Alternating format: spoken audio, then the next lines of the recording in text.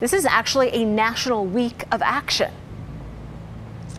Yeah, Nina, it is. Press conferences like the one we saw today have been happening across the country this week, especially in communities like ours where affordable housing is hard to find and homelessness is at historic rates.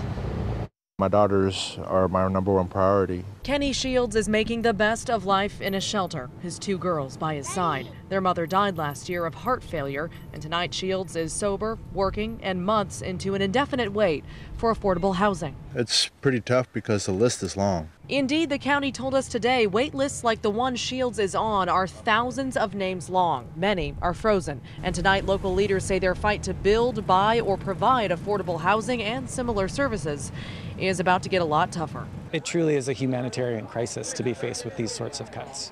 At a press conference in North Portland today, they took aim at President Trump's proposal to cut nearly $8 billion in federal housing funds for the next fiscal year.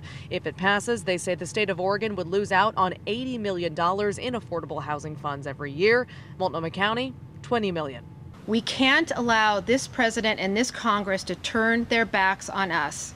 The president has said the cut is necessary to increase defense spending and build a border wall. Mayor Ted Wheeler said it would mean recent investments by Oregonians to help solve our homeless crisis would produce far fewer results. The federal government has been pulling back on its support for housing for workforce and lower income housing for decades, and local government keeps increasing its resources to fill the void. But we're at a point that we're just too deep in the hole. That said, Shields understands the president has to make a choice. He just hopes his daughters, ages 2 and 4, don't end up paying the price.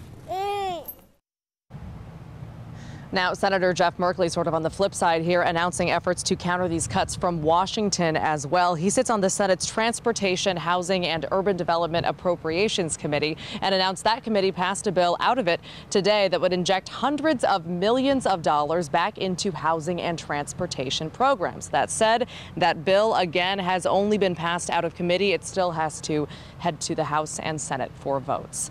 So we'll see what happens. Guys, back to you. All right.